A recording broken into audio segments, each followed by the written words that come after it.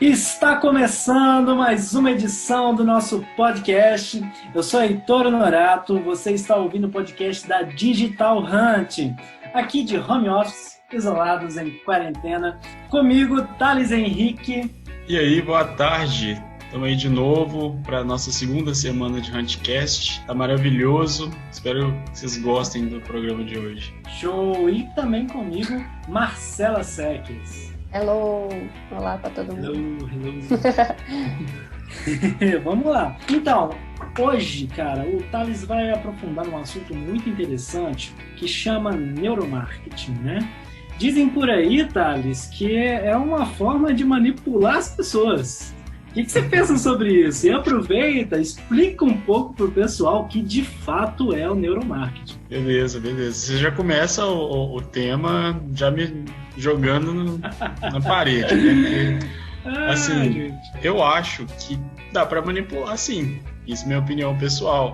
Mas eu não acho que seja justo a gente usar isso de uma maneira profissional, né? A própria psicologia, a gente não se permite, né? É proibido a gente utilizar essas coisas para ganhos pessoais, né? Ganhar vantagem. Exatamente. O neuromarketing, né? A gente vai trazer aqui como uma extensão do assunto que a gente começou na semana passada, que foi o neurodesign. O neurodesign é uma das vertentes do neuromarketing. É uma coisa que a gente vai aliar entre psicologia, mais marketing, mais neurociência, que separados, psicologia é o estudo da mente, o marketing e a neurociência. Análise de comportamento do consumidor. Ótimo. Por aí. E a gente tem também a neurociência. Unindo essas três coisas, a gente entra na primeira pergunta aqui. Com essas três coisas, o que faz o consumidor preferir uma marca ou produto e se tornar um cliente fiel? É dentro dessas três vertentes a gente tem o estudo. Vocês conseguem me falar aí de cara o que vocês acham que faz um cliente escolher uma determinada marca ou produto? Acho que identificação, né? Eu tenho alguns, como é que eu falo, fornecedores, nem é fornecedores, eu sou cliente de algumas marcas muito por identificação, né? Então eu acho que aquela marca me representa de alguma forma, representa aquilo que eu sou no dia a dia, eu sou no trabalho, eu sou em casa. Então, por essa identificação, eu tenho preferência, né? Eu acho que é por aí. Estilo de vida, né? Gostos pessoais, acho que tudo influencia mesmo. Basicamente, essa parte dos estudos, a gente vai estar estudando o que não está explícito. O neuromarketing, ele é diferente do marketing nesse ponto, que a gente vai ter um entendimento daquilo que não está explícito. Por exemplo, uma pesquisa de satisfação e feedback é uma coisa explícita, mas não é só aquilo que faz, que mostra o que realmente o consumidor está sentindo, né? Consumindo aquele determinado produto. A gente pode ter também, por exemplo, comentários em redes sociais. Normalmente as pessoas passam por cima, não entendem a real importância desses comentários de redes sociais, né? E eles trazem uma questão de motivação, né, que nem sempre é aproveitada por quem recebe esses comentários de maneira profissional, tá? Essa entrada do neuromarketing, a gente acaba voltando naquele contexto da semana passada que eu falei sobre separar o cérebro em duas partes. Vocês lembram disso? Sim. Essa parte de separação, ela entra na questão de tomada de decisão. O processo de tomada de decisão é um processo que ele não acontece de forma racional e lógica, do jeito que a gente acha que é. Na verdade, todo mundo acha que a gente toma a decisão de uma maneira racional, lógica, e assim, eu decidi que eu vou ao jogo do Galo hoje. No momento da real decisão, não foi assim, né? O momento da real decisão veio ali no inconsciente por conta de algum estímulo que ativou alguma determinada parte do cérebro que nos levou a decidir aquilo. Tem a ver até com, se a gente for pensar em compra por impulso, né? Muitas pessoas acabam se endividando por causa disso, porque elas, a partir de um sentimento, né, tomam uma ação de compra e depois elas não raciocinam as consequências daquilo, o que aquela compra pode trazer para o bolso dela, e acaba se enrolando por causa desses impulsos, né, emocionais. E a gente já ouviu muito falar, assim, naquela famosa frase: o cliente não compra pela razão, ele compra pela emoção e depois justifica pela razão. Então, esclarece muito isso também, né? Responde essa afirmação comercial através da ciência, né, Thales? Isso, exatamente. Esse lado, né, que leva dos estímulos. Quando a gente está falando de estímulo, a gente já está falando sobre uma coisa inata, né? Não é uma coisa que a gente escolhe, né? É como se alguém, por exemplo, chegar e enfiar uma agulha no meu dedo, né? Eu vou sentir a dor, eu vou ter um estímulo até a dor, né? Que é a agulhada, e que a gente pode levar como o que fez esse estímulo, pode ser aquilo que fez o cliente exatamente chegar ao processo ali de compra. E aí, como a gente entrou mais um pouquinho nessa parte do cérebro, né? A gente agora vai dividir o cérebro em 3 partes, né? Que eu acho muito importante a gente ter essa divisão em 3 partes, para a gente entender o que cada área do cérebro faz, né? Exatamente, para a gente poder entender como que a gente vai aliar isso ao marketing efetivamente, né? A primeira parte do cérebro é a parte do lado reptiliano. Vocês já ouviram falar desse lado reptiliano? Não, eu não. Não? Acho que não. Vou te contar agora. Se eu agora. não me engano, é aquele mais... como é que é? Mais antigo. É isso mesmo? Não. Não? Tô confundindo. Então. Meu cérebro tem a minha idade, pô. Meu cérebro tem 26 anos. Mas, enfim, essa questão do lado reptiliano do cérebro é o lado que controla tudo aquilo que é responsável pela nossa sobrevivência. Que a gente pode ter, por exemplo, como respiração, os batimentos cardíacos, né? Que a gente não controla efetivamente. Que na nossa cabeça é tudo automático, mas tem um estímulo do nosso cérebro para ter esse controle, né? A gente não pensa que está respirando, mas a gente está ali o tempo todo. E aí ele é também ativado, né, esse lado reptiliano, por emoções mais primitivas. Acho que pode ter sido aí que você viu com coisas mais antigas. Aí, viu? Não estava errado, não. Primitivas não é necessariamente antigo também, né? A gente está falando de, por exemplo, fome, sentir fome, né? É um estímulo reptiliano. Medo é um estímulo reptiliano também. Raiva, né? Quando a gente sente raiva, por exemplo, a gente perde a razão de muitas coisas que a gente é racional em todos os outros momentos, né? Vocês têm aí algum exemplo que vocês acham que seria, por exemplo, também responsável pela sobrevivência, além da respiração e dos batimentos cardíacos? Só para ver se vocês entenderam. Eu ouvi esses dias que um homem com dívidas é um homem que ganha dinheiro, um homem que corre atrás e tal. Então é aquele medo, né, que move ele. Eu lembrei desse exemplo. Então, assim, é primitivo, é reptiliano. Tá movendo, eu acho que talvez tudo que coloque em risco a vida, né? Por exemplo, se alguém demonstrar algum perigo, tanto para a pessoa, né, e quanto para as pessoas que ele gosta, que ele ama, que estão próximas dele, ele tende a reagir diante disso, né? Também. Isso. E normalmente é conhecido como um impulso, né? As ações reptilianas, para ficar aí, se for ficar de um jeito mais sucinto, são os impulsos naturais e as ações que a gente não controla do nosso cérebro em relação ao nosso corpo para a sobrevivência, tá? O segundo lado do cérebro que a gente vai contar aqui um pouquinho é o lado límbico, né? Que ele tem um processamento... Isso, exatamente. O lado de processamento de emoções e informações mais complexas, né?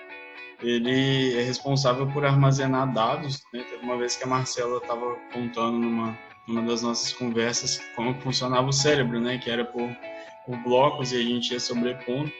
Esse lado é o lado límbico e ele é ativado por emoções e sensações que envolvem os 5 sentidos. E o terceiro lado, por enquanto o último, eu não sei se eu vou arrumar mais lados depois nas próximas semanas, mas espero que seja. É o neocórtex, tá? É a parte que a gente acredita usar nas tomadas de decisão e que controla o raciocínio, né? E o nosso lado social. Basicamente, aquelas aquelas atitudes que a gente toma pensadas, né, que a gente toma com tempo, né, com mais tranquilidade ali, é relacionado ao neocórtex, que é a parte que a gente utiliza para tomar as decisões, bem entre aspas, né, a parte que a gente utiliza e que faz a gente acreditar, a gente que está escolhendo o que a gente quer, a gente que está tomando as decisões por conta própria. Esse lado também controla o nosso raciocínio, né? Raciocínio lógico e qualquer tipo de raciocínio. E também o nosso lado social, né? A forma como a gente se relaciona com as pessoas, a forma como a gente age na internet, de forma mais próxima, né? De conversa e etc.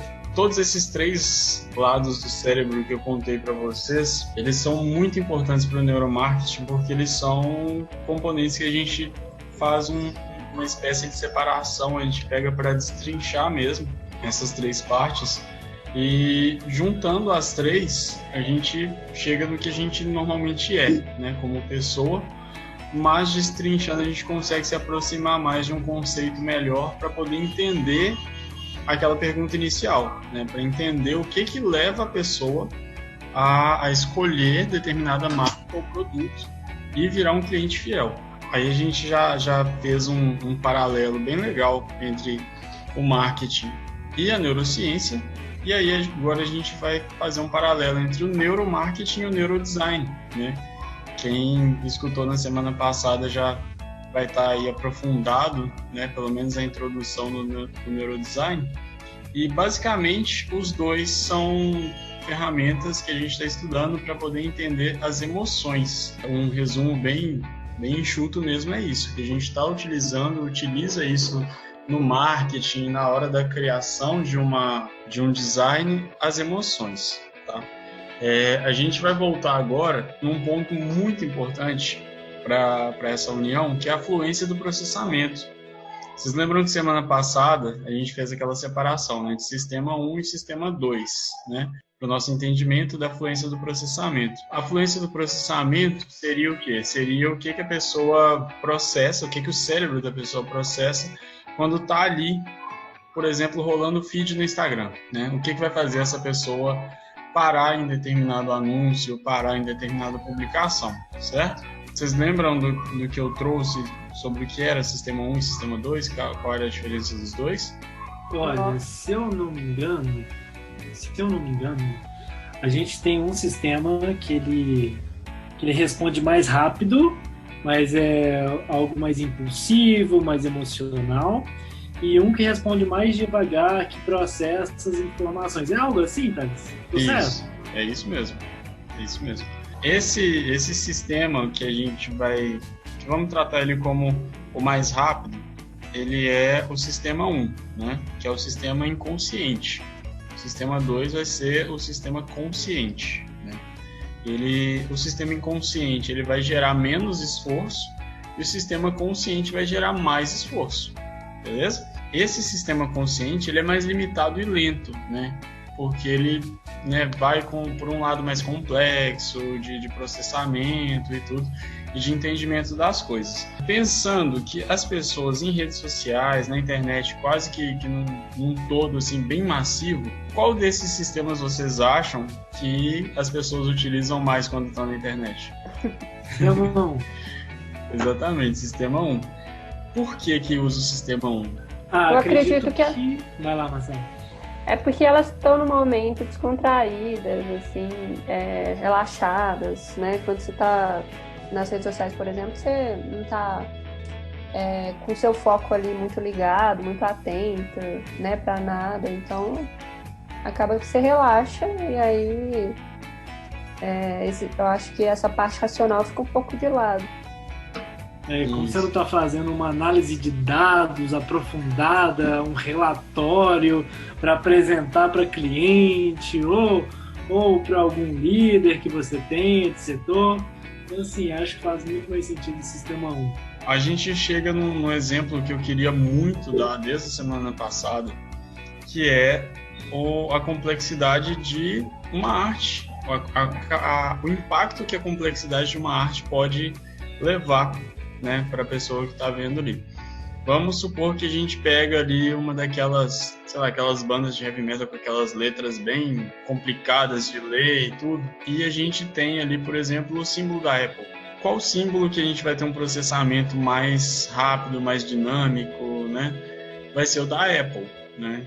Porque imagens simples, elas têm uma capacidade de te atingir melhor do que as imagens complexas, que requerem mais tempo, principalmente dentro da internet. Então, por exemplo, se um cliente quer um logotipo e quer atingir muita gente, é muito melhor que esse cliente tenha um logotipo otimizado, um logotipo simples, tem aquele entendimento onde ele consiga atingir as pessoas online, porque as pessoas online não vão ter paciência nem disposição, né? As pessoas na internet normalmente não vão ter paciência e disposição para ficar, por exemplo, né, parando por alguma coisa que não chamou a atenção dela efetivamente ou que não acertou algum daqueles pontos cerebrais que eu tinha falado anteriormente, né? Os designs simples, eles ajudam a tirar Você falou um negócio muito interessante, que é a retenção de atenção, né? Sim. E, cara, por que o Mark Zuckerberg é uma pessoa, por muitos, né, muito perigosa, né? Às vezes muito importante, e ele tem que dar, tipo, esclarecimentos para a justiça dos Estados Unidos ou mundial constantemente, né? Tá sempre em comunicação com elas. Por quê? Cara, hoje a gente tem infinidade de informações para processar, uma infinidade de possibilidades para dar atenção.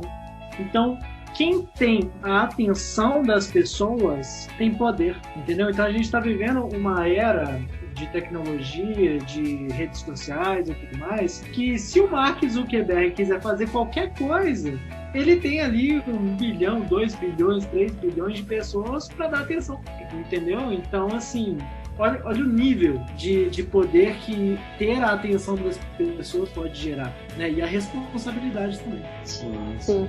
Legal. E aí agora eu vou atentar vocês para uma frase que eu queria muito chegar nela, que eu acho que é a frase de maior impacto assim, desse podcast de hoje, que acho que tudo que a gente falou até agora, né, nessa parte da neurociência e do neuromarketing, leva para isso, para essa definição simples.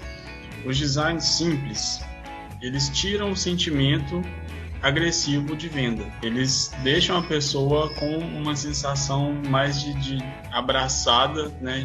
A atenção da pessoa foi abraçada, foi trazida até ali, mas não de uma maneira onde fica aquela coisa de compre batom, sabe? É uma densidade proposicional que a gente evita, né, com os designs simples. Eles normalmente têm significados profundos, né?